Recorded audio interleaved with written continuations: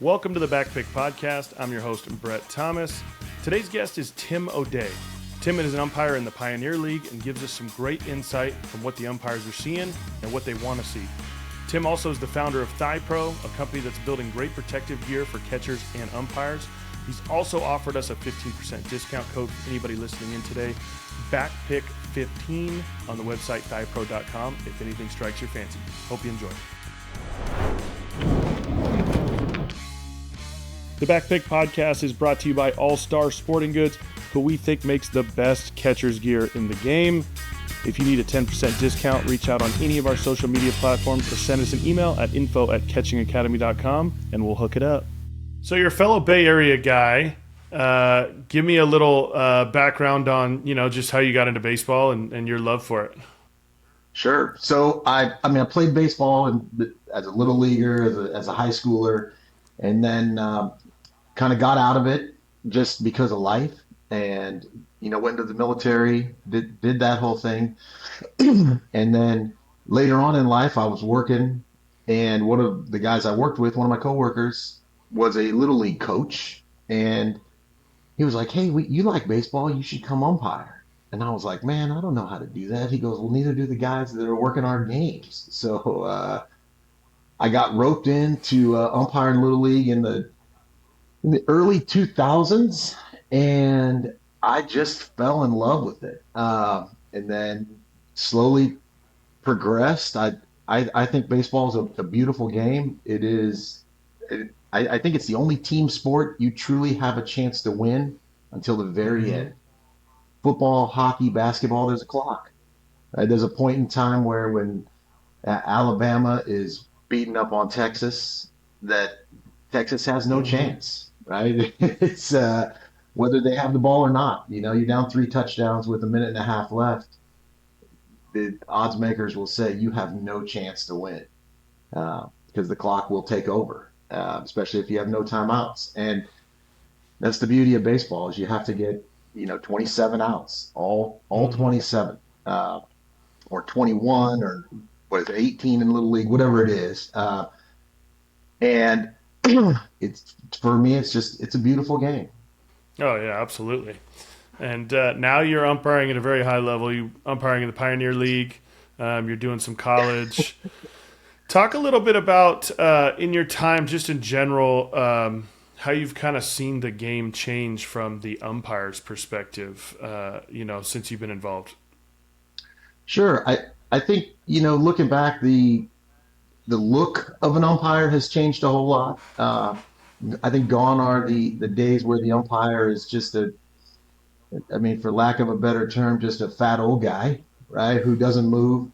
I think when you look at leagues like the NFL kind of leading the way, Major League Baseball kind of following suit, but soccer and hockey and basketball and football, those officials are fit, right? They look like athletes, and I think today's baseball game really wants their officials to be athletes. And uh, every day that I get older, we all get older, right? The players are freshmen in college are still freshmen in college, right? And they're only getting faster. The training's getting better. And in my opinion, the umpire evolution has come from guys are in better shape, guys are eating better, they're more athletic. They're not just a guy with a blue shirt and gray pants anymore. It's if you really want to be a better umpire, you have to look like an umpire. You have to look like an athlete. And you see, even in we'll just go with the College World Series. They had what, 8 or 10 guys there. I think they were all in great shape. Whether they were 28 or 48, they weren't just old guys with nothing to lose. They were young guys looking to get to the next level. And I think that's at a higher level. I think that's where umpiring has really changed a whole lot. Yeah, for sure. And I think, statistically, we've seen, strike percentage has gotten better from umpires, over the course of the last 5 years or so. And I think Yep. a lot of that is just turnover, right? You've had these guys that have kind of been in these cush jobs that they, don't really have much accountability. They started doing it when Mhm. there was no review. They didn't get at the end get a report that told them how many balls and strikes they missed. And now you got these younger guys that are coming up in that training, and and that's why I always get a little bit offended by the ABS only because I just love receiving so much. But it's just one of those things where I'm like, that it's getting better. Like these guys are actually getting better and better every year, and maybe we're kind of attacking a problem that's not that big of a problem. I don't disagree with you. Along the training ways. So I know, people may have the impression that umpires just go work the game, they go home, and then they show up the next day for the next one. And the guys I'm working with, we're reviewing film, right? We sit in a hotel post game if we're on the road, and we watch games together. We take notes in game and go in the seventh inning. I want to see that slide in a second. I want to see it, right? I want to see my TrackMan report. And if I find a pitch that's egregious, then I want to go look at that, right? Did I really miss it? Did the catcher just make it look that good, right? And then along those lines, um, I go down. I give a shout out to there's a training facility in San Diego. You can cut this out if you need to, but Cutter Nation in No, San not at all. Diego is one of the only facilities that I know of in Southern California that has TrackMan, and he does live ABs on Fridays during he does them all year, but during the off season, it's college and pro guys on Friday mornings that come in and pitch and catch and hit, and he lets umpires come in and call balls and strikes with TrackMan. So we'll get 4 or 5 guys in on Friday mornings with no hitter, right? Because those pro guys are throwing a 40 pitch bullpen. They're on. That's all they're throwing. And those guys are, looking at their arm angle and their release points because they want to tunnel pitches out of the same spot, and that gives us time to have a little interaction with the catcher and learn what they're doing, right? How are they positioning their bodies? How are they receiving? And you call a pitch in real time because the top and bottom and in and out never changes, right? It's always the plate. It's not going anywhere. And so you can call a pitch and then look at it in real time and go, "Oh, I missed that," right? Or that pitch was down, but Carson just did a fantastic job receiving it and making it look great. Uh, so I'm not going to speak for all umpires, but I know that guys at the upper levels are working hard to be better. We're not out there trying to drag games on for 5 hours and intentionally miss calls. So I think that's where the game has probably evolved from an umpire perspective, a whole lot. The game has definitely evolved from a catching perspective, and I know that umpires have had to kind of adapt to the different styles and approaches that catchers are using. Talk a little bit about that. We get a lot of the comments of umpires being like, "Oh, you're moving the glove too much," or this or that or the other thing. Talk about how you've maybe had to adapt to the change in the philosophy of receiving. Sure. Well, first off, I think there's a big difference between receiving a pitch and pulling a pitch, right? A pitch that you got too late and you yanked into the zone, you didn't receive it well, right? That's old school, right? That's kind of like how it used to be. Just catch it and Mm-hmm. pull it.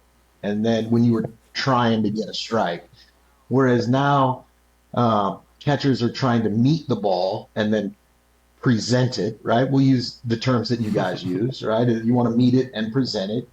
Um, I think the two biggest changes right off the bat that I've noticed in the last couple of years is that low spin rate breaking ball used to be received real deep so they could let it break all the way. And now guys are kind of catching it at the top of the zone because the top of the zone is called a strike now, right? And it didn't 5 or 6 years ago, it wasn't called a strike. So those Mm-hmm. catchers wanted to receive it here, so it looked like oh, look where it is. It's right in the middle, right? Whereas now they're going to go ahead and present it at the top of the zone. Um, Secondly, I think catchers used to kind of set up, give their signs, catch the ball. Now they set up, they give their signs, and then they get into a secondary stance, right? Whether that's a one knee down, a kickstand, a one leg back, however they do, it could be 2 feet, right? But um, and and I've really, as an umpire, had to make that adjustment that I can't set up until really late because I've got to go with the catcher, right? If he's going to move up, I want to move up with him because I want to see strikes. I want to see those pitches. And so it took a little bit of video watching and photos as catching evolved for me to go. I'm way too deep, right? I'm going to be missing pitches if I'm a foot and a half behind the catcher. There's no way I'm seeing that outer half. There's no way. So um, I had to learn to make that adjustment. That go ahead and let Brett get set up, and then once he gets into his secondary stance, now I can move into the slot and see pitches. So, talk a little bit about the evolution for umpires with the movement of the glove with catchers, right? Obviously, catchers are now trained to move the glove a lot more. Not specifically move the ball, but move the glove. And it's obviously a very different look for umpires that's kind of changed over the last, 6 or 10 years. Talk a little bit about Sure. how umpires have had to evolve with that. Sure. Well, certainly catchers, there's a little more intentional movement as they receive, where like we talked about a little bit ago, it was that the two-piece movement versus a one-piece. It really has become a one-piece move, and I think for me, one of the biggest things I had to learn to do was adapt to the catcher's setup as he goes to one knee down, as he makes that second, let's call it a secondary stance. He gets into it, and I have to move up with him and make that adjustment a little bit later in the at bat than I could earlier, where catcher would just kind of set up, and for me, the tracking of the baseball with my eyes all the way to the glove has just become paramount. Because if you're relying on that catcher to tell you, we all know he's going to tell you it's a strike every time. And and so, people may not realize it, but umpires are really, with their eyes, tracking that baseball all the way into a catcher's glove to the moment he receives it. And so, for me, once he drops that glove pre-pitch, my eyes are focused out on the pitcher, and I really don't even see a lot of that movement until very late in the receiving of the pitch. Because if nowadays, the way guys are throwing breaking balls and fastballs with movement, it's if you give up on that pitch at 56 feet, you're going to miss it, regardless of what the catcher does, right? Even if it hits him square in the chest, it's because you've already made your decision out there, and those last 4 feet of movement are. It's just become incredible how much movement these guys are getting late. That breaking ball that is a ball for 85% of that pitch, and then the last 15%, it's like almost yes, I'm there, or no, right? And so the catcher receiving it, certainly the way he receives it can affect the pitch for sure, right? If I'm at a TrackMan place, even if he butchers it, TrackMan doesn't care. Right? They don't, and so it's paramount that when an umpire is tracking that baseball, he's tracking it all the way. I think one of the things that isn't talked about a whole lot online that I see, because I watch a lot of catchers accounts, right? I watch a lot of guys like yourself and others from the pro level down to what they're telling little leaguers. It's head movement for me.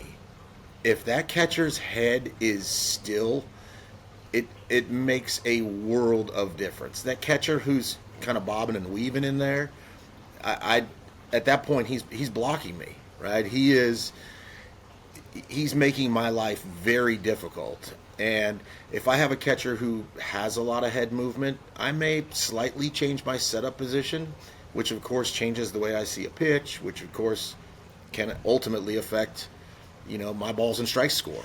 And I think I don't hear it enough on instructional pages that head movement, I don't care where you set up. You can lay down on your back and hold your glove up, right? But just don't move your head, right? Because once I get locked in, and guys can go back to the page. I post a handful of videos of me umpiring, but my head height is pretty consistent. And if you're moving, especially late, it really changes the way I can see the pitch, because I'm not moving. I can't move. If I move, that's just one of the things we're taught, is to lock in, right? To be still, get a picture, and then just let your eyes do the tracking. And so if that catcher if he's leaning in on that inside pitch, well, guess what he's done now? He's put his head right in front of my eyes. And so he's kind of leaving me with no choice but to call it a ball, because he's blocking me out. And so I would love to see more instructors, talk about that subtle head movement that a lot of guys are so focused on the glove work, and they do a great job with it, right? They really do. But it's that head movement that can make a huge difference for what the umpire sees. That's amazing to hear you see that, because the head is day one teach for us. We get guys in the shop and we start, getting them into the right positions.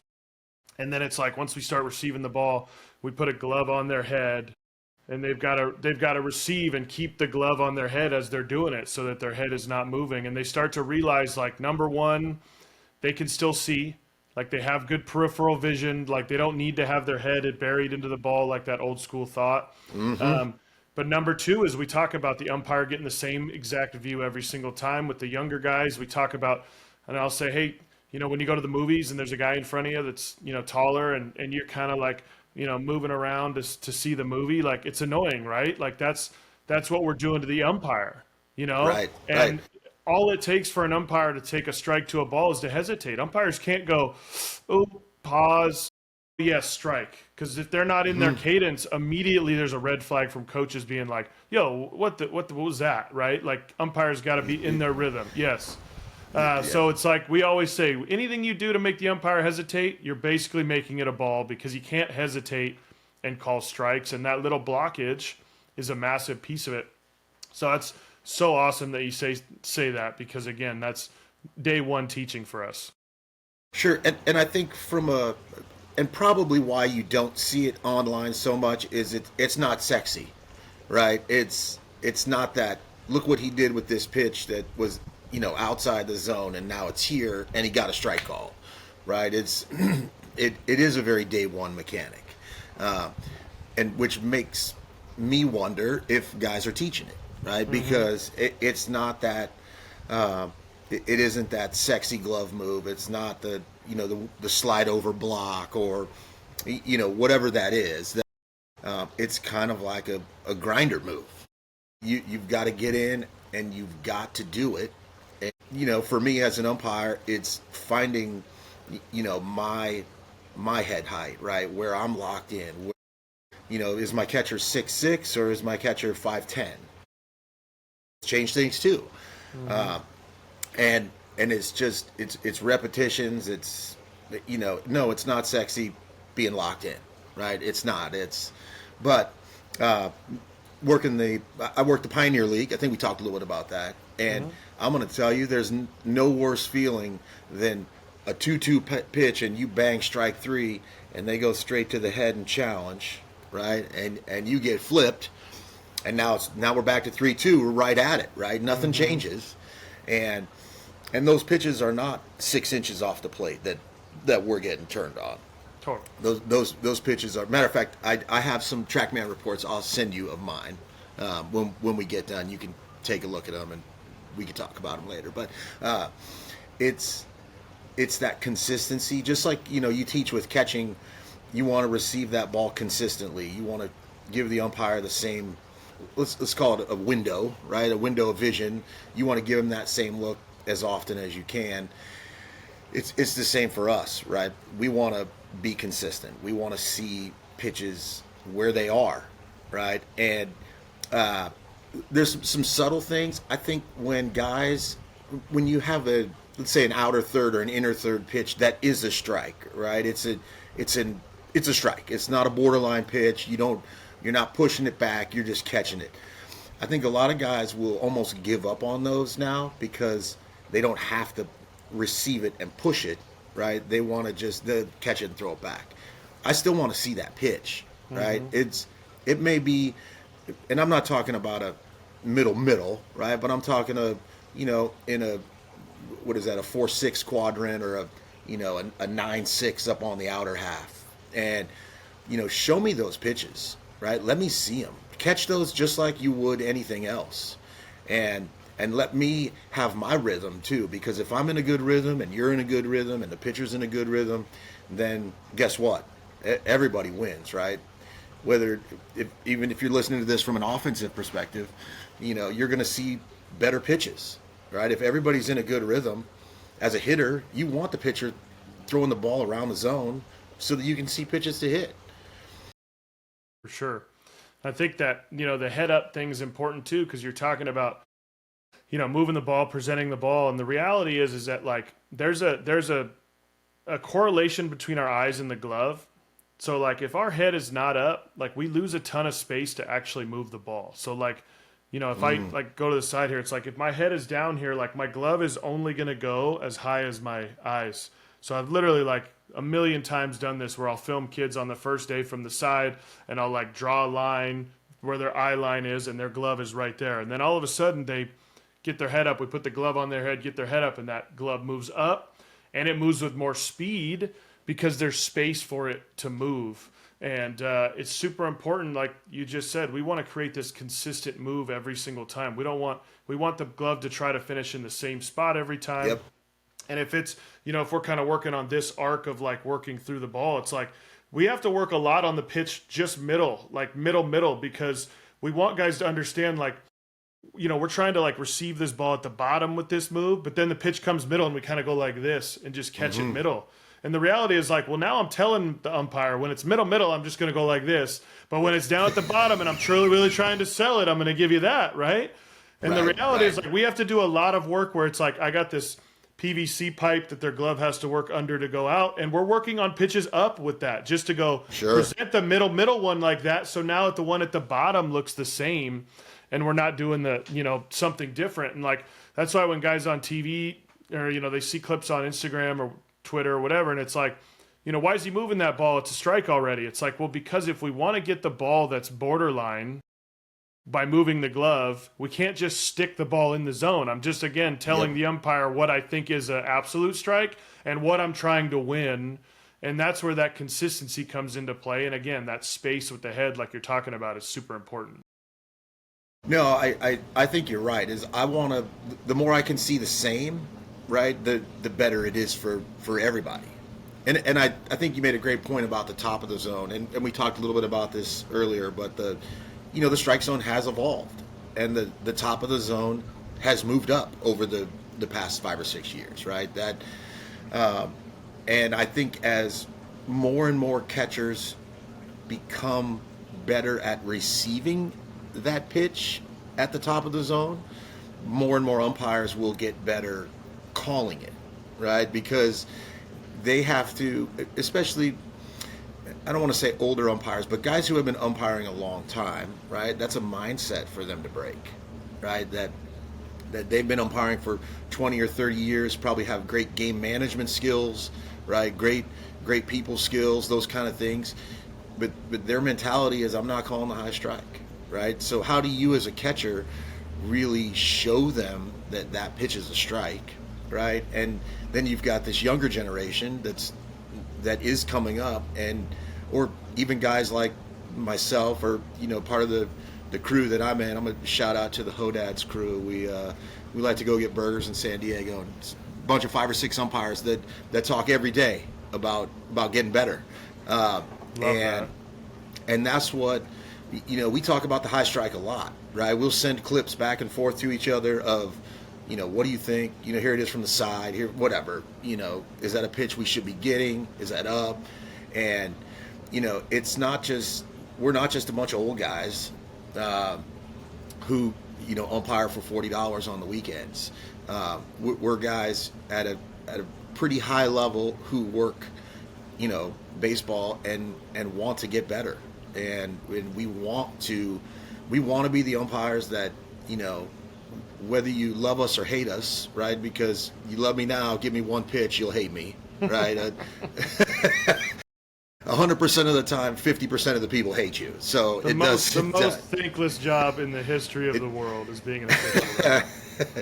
And I think with baseball, just talking to some other officials in other sports, in basketball, if the official doesn't blow his whistle, nothing happened, right? The play goes on. Whether he stepped out of bounds or he fouled you or the ball bounced on the end line, if he doesn't blow his whistle, it didn't happen. Play on, right? When that pitch comes in, if the umpire doesn't call a ball or a strike, everybody turns around and looks at him, right? That screamer down the line, if the umpire doesn't bang it fair or call a foul, everybody looks at him, right? And it's one of the beautiful things about baseball, right? You have to get all 27 outs, kind of. I think we talked about that a little bit ago, but there's no clock.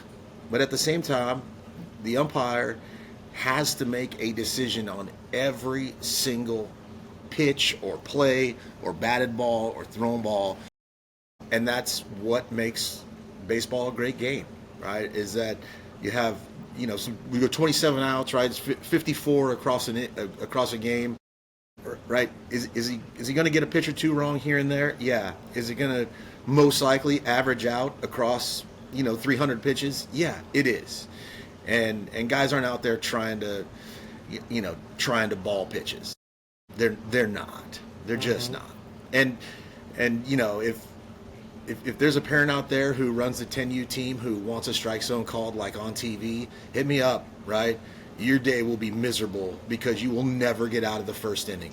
Totally. Right? It's you just won't, For sure. But so yeah, umpiring at baseball has become a pretty good avocation for a lot of guys, and just like guys who drag race or work on their cars during the week and then they go race on the weekends, kind of how a lot of us umpires are, right? We work hard, but we work hard during the week as well, so that when we get to the weekend, I don't want to say we can win, right, but we can be successful and we can walk away from the game going, yeah, that was a good one. For sure. And you're going to have good days and bad days, and I think that's an incredible point. I never even realized that there is no call in baseball. Every other sport, it's like, oh, how's that a no call? You didn't pass interference, foul on the play. Like, doesn't matter. It goes on, and it's, it is what it is. And it's great to hear you talk about how much work you guys put in. And I know that a lot of the people that listen to this and that are around our shop are more in youth baseball and high school baseball. And obviously they're probably not putting in the same amount of work, but we also don't know that. They obviously don't get their own data back and, things like that. But at the end of the day, the TrackMan thing has been the best thing to happen, to baseball, just because of the fact that umpires get graded and they get to look at themselves and go, man, that wasn't very good. Like, I got to be better here. I got to be better in this zone, or these are the zones. I mean, I follow that umpire scorecards on Twitter, which is a great one, just because it's like, oh, this is cool. Like, to see what these guys did and, how their performance was. And I know they're doing the exact same thing. Like you said earlier in the podcast, you guys are watching film and kind of like seeing what pitches were those pitches that you missed and maybe why you missed them. And I think that's good perspective for everybody listening to understand, like, hey, we always have to tell people that umpires are humans, number one. But number two is that, like, they're working hard to be good at their craft, just like coaches are, just like players are as well. Yeah, I completely understand. So let's see. Here is, I'll show you real quick. This is kind of what we see. And I don't know if you can see it. I can send this to you and you can share it. But so there's this company called Corner Stripe, which is a data company. I just found out about them this week. And they will send you TrackMan data. So here is my game up in the Pioneer League. So I missed 13 pitches, which may sound like a lot, but I probably saw 350 in an 11-10 game. So yeah. that tells you what's going on. But this is, I don't know if you guys can see that at all, but yeah, we can see it. Okay, so that's the pitcher's view, right? So what is the blue compared to the red?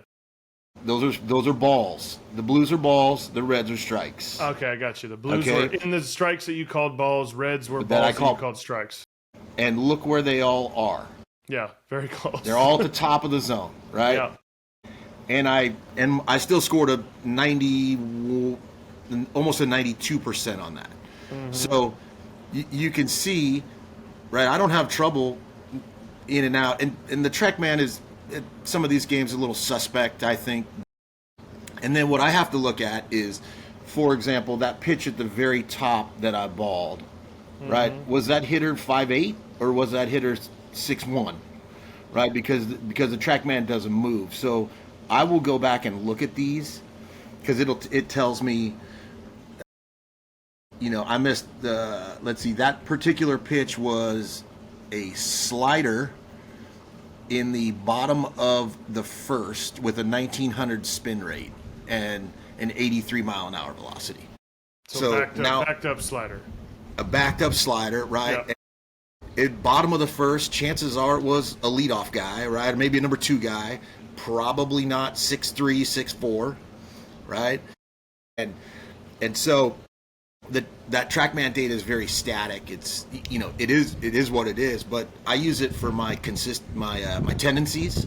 So I'll look at all my reports and go, where am I missing, right? If I'm always missing up and away on righties, and which is the toughest one, and up and away on lefties, right?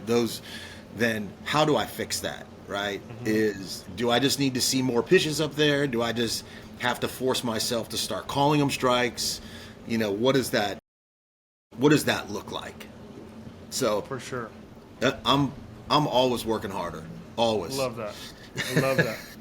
Talk to me a little bit about the catcher-umpire relationship and what kind of you would like to see catchers do or not do, or anything in that regard. Sure. Well, I mean, number one, we're back there together for an hour and 10 minutes with each guy or so, hour and 20 minutes.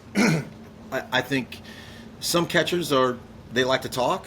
Right? I like to talk, so we can have conversation for 9 innings. Some guys are real quiet guys, and me personally, I'll pick up on that pretty much right out of the gate, and we just won't have a conversation. I won't ask questions between hitters or anything like that.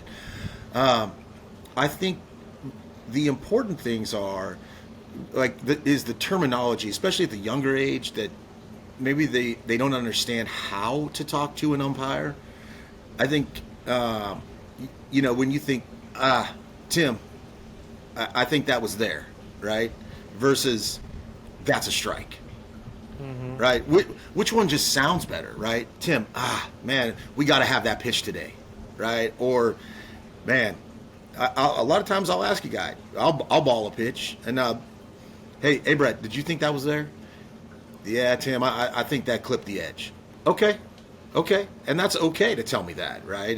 You can tell me you think it clipped the edge, right? It may have, as the top of the zone will tell you, right? So, how do we have that interaction? And we don't want it to be adversarial, right? I'm not afraid to tell a guy, stop doing that, right? Stop doing that, right? Or I think as a catcher, understand that umpire behind you wants to call strikes, right? And if I think one of the big ones early on is the catcher wants to set up 2 feet outside, right? Because he wants an 0-2 pitch. For some reason, I don't know why coach would ever have a guy sit up there, because it's not a good pitch. But I'm going to tell him, you better catch that, right? If you're going to set up, I don't care if you're 10 or 22, right? If you're going to set up completely off the plate, right, you've got to work that much harder on that pitch that the pitcher just doesn't control and lets it loose and it's inside, right? And especially at the younger levels, because they're not picking up pitches the way guys are, as you age out a little bit. But I think that's important. And I think another one, years ago, somebody kind of talked to me about when the catcher wants that inside pitch a strike, right? So he slides over. A lot of times they're not giving you any window between a hitter that's crowding and a catcher that wants that inside pitch. And for me, I'll tell a guy, if you give me room, right, you'll get that pitch. I don't need you to set up that far inside. Now, I'm not coaching them. I don't want to coach them, right? If coach is telling you to set up inside that far, then you do what your coach tells you. But also know that I want to see pitches. And if I can't see strikes, what can I not call? And that's an important one. We've done a lot of stuff where we'll have, 3 catchers in a group. One guy's catching, one guy's standing in, another guy's acting as the umpire, and we'll work on the inside pitch. I'm like, you guys, we can't, because we do a lot of drills with, no hitter, no umpire, and you just kind of go. I'm like, we always talk about being more on the plate in general, but I'm like, but on the inside, I mean, look at this, guys. Like, you can see, if you're an umpire, like, between the hitter and the catcher, there's just no room for them to see anything. So you're just not giving them benefit of the doubt. Here's the kicker too. You're assuming he's going to hit the spot. Now he really can't see. Now he really can't see the ball that's just out over the plate or in the outer half. Yep. Because you not only have you blocked him on that slot, but now his vision's even worse across to the ball back over the plate. So again, we're in keep strikes mode. Like, we just got to be able to cover the plate, and the guy's got to have view. And if that means, like, on the inside pitch, we move the glove a little bit more here, he's okay with that if he can see the ball, right? Yep.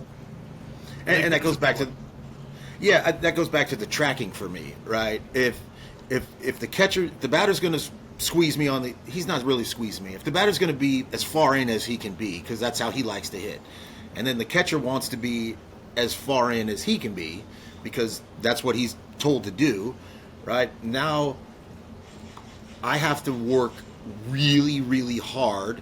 But let's say we got a big righty on the mound, a righty in the box, and he's got a low spin rate breaking ball, right? Maybe he's got a big, 10-5 curveball or, something like that, that I want to be able to find a spot where I can see that pitch all the way. And the more consistent I can be, the more consistent I can be. And so that's that window that I'm really looking for. Yeah, and I love what you said about the catcher-umpire relationship. We had a guy, one of my mentors growing up, John Baker, who caught in the big leagues for a long time. He now basically runs the Pirates development, and he was on the podcast as well. But a long time ago, we were talking, he was at one of our camps, and he's talking about that relationship, and he's talking about working with Ted Barrett in the big leagues.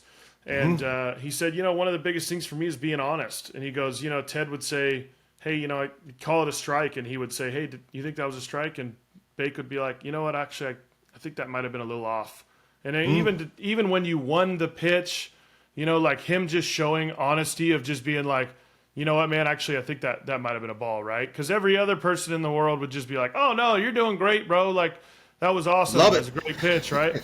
But again, you might fool him for a little bit, but at the end of the day, the idea is like your relationship with that person is 10 times more valuable than actually winning the pitches.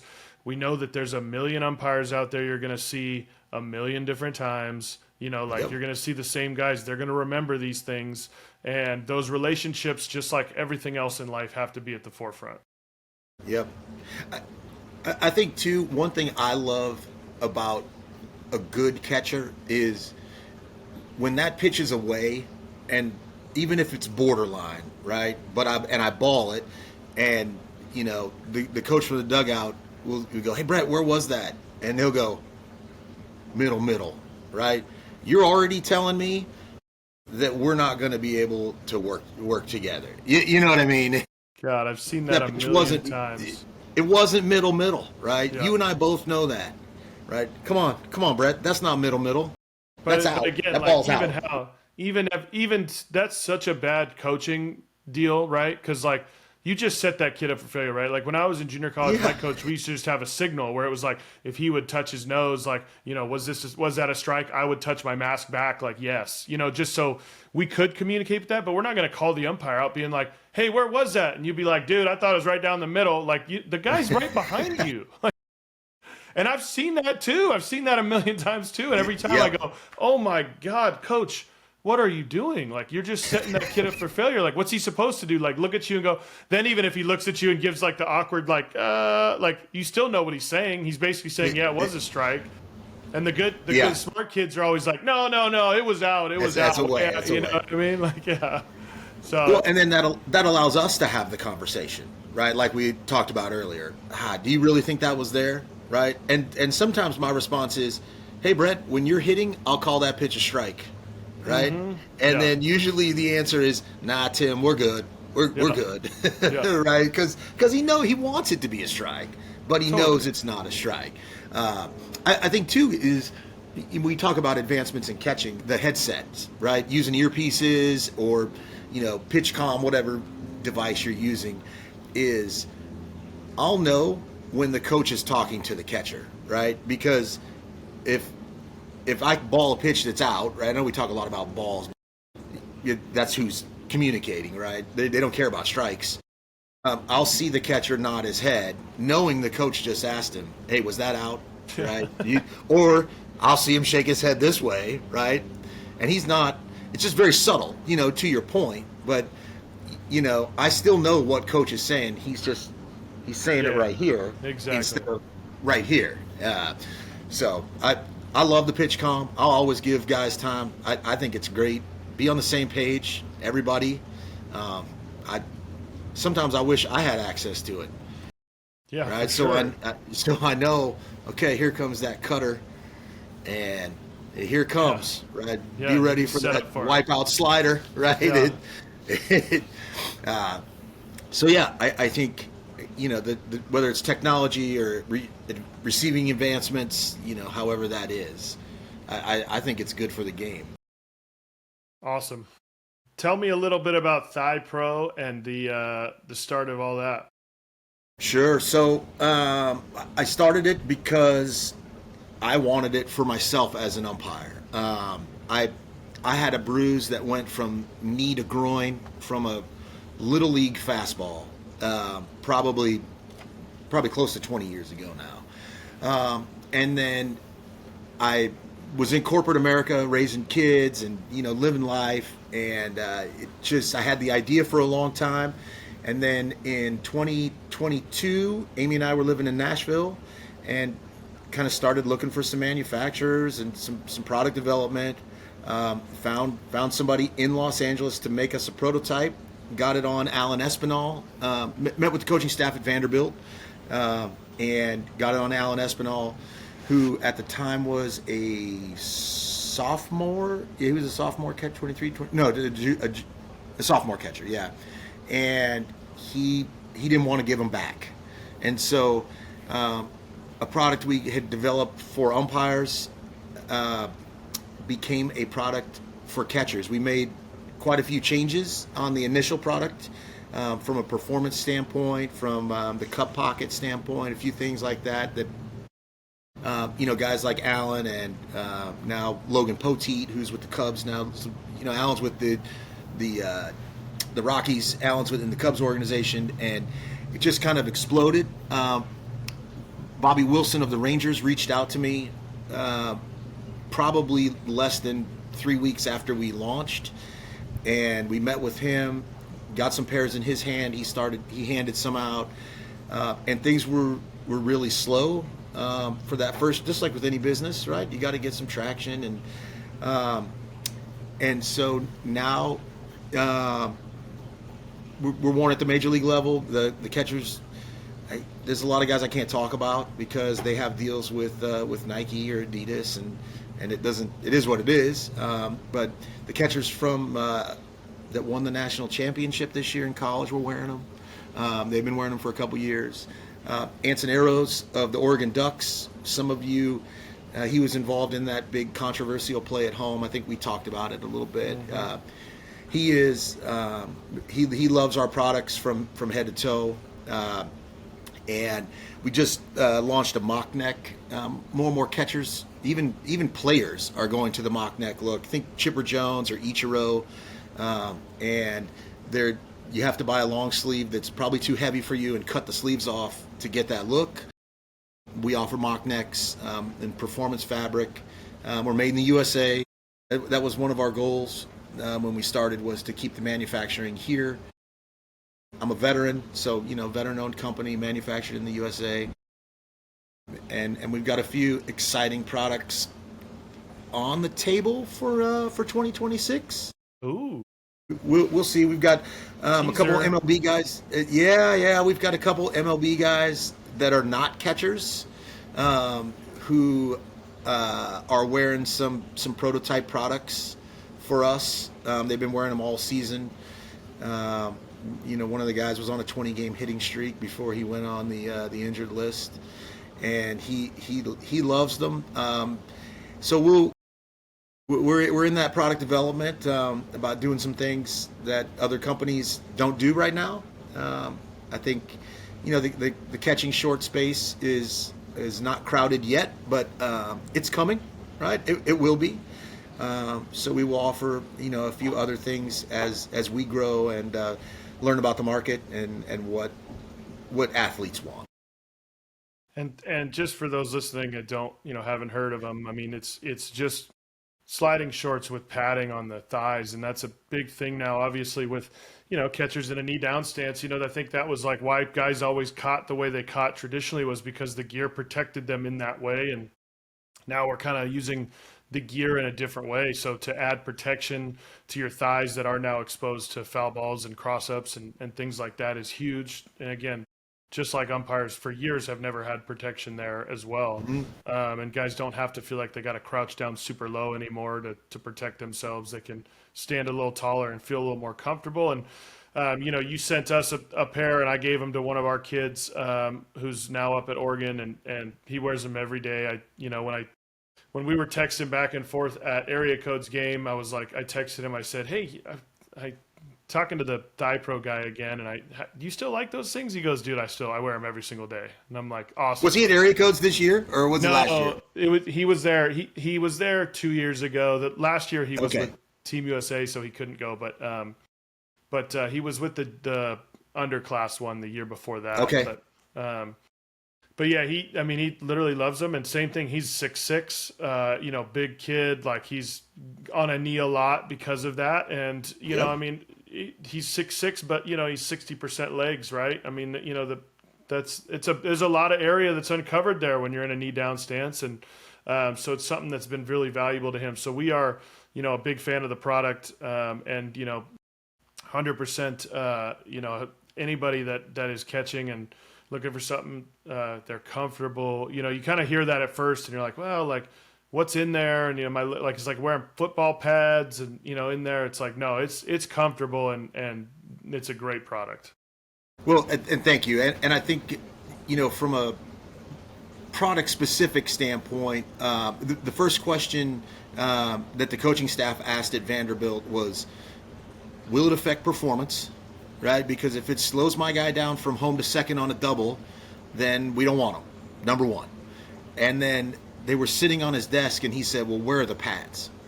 And I said, well, they're in there. And he goes, no, but where are the pads? And it's, are they thick and bulky? No. Are they hard? No. Right? But also, just like catching evolves, so does product, right? And there's science behind what we use. And the pads might only be about as thick as two nickels stacked on top of each other, but they do absorb up to 90% of that impact. And there is a science behind it. It's not a piece of sofa cushion. It's not your grandma's patio chair cover. It's actual technology in the shorts. Love it. Again, highly recommend it. Check him out on Instagram. Is it just thighpro.com? It's just thighpro.com. Perfect.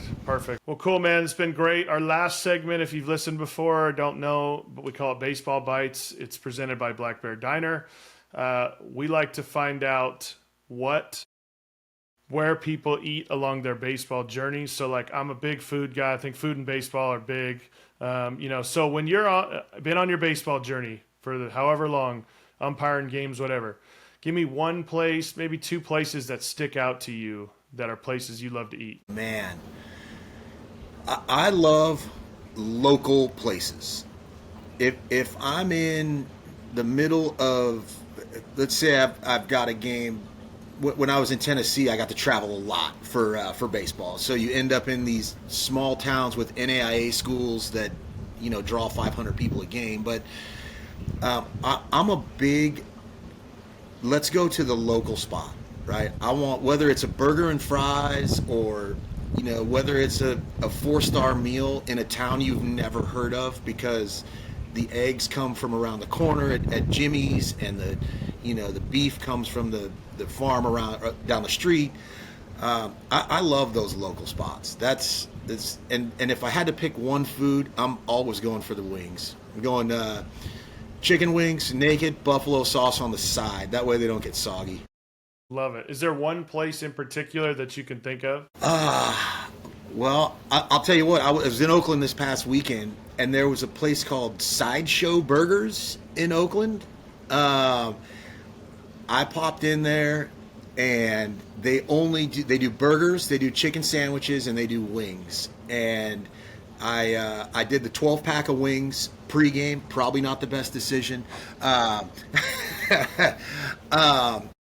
wings were crispy. The crust on them had a nice salty flavor to it, so you could tell they had seasoned the crust and the flour and stuff before they fried them. Fried to a crisp. And I went with their traditional buffalo, and they had a Nashville hot honey sauce, which I could not stop eating. So Sideshow Burgers in Oakland, it's a little spot. They outdoor seating. It's on the corner in a neighborhood I have never even heard of. I was just driving past it and was like, that's my spot. That's my spot. So great. Awesome, man. Well, thank you so much for coming on. I mean, we've always wanted an umpire perspective on here, and you gave us a ton. Great product in Thigh Pro. And last but not least, I want to thank you for your service, man. We're a big fan of veterans and everything that you guys do for our country, so thank you so much. And we'll be in touch. Right on. Thanks, Brett. Have a good one. Thanks for tuning in. We hope you enjoyed this episode. We'll be back in 2 weeks with another great episode. Be sure to hit like and subscribe on all platforms. And remember, to be great, it takes what it takes.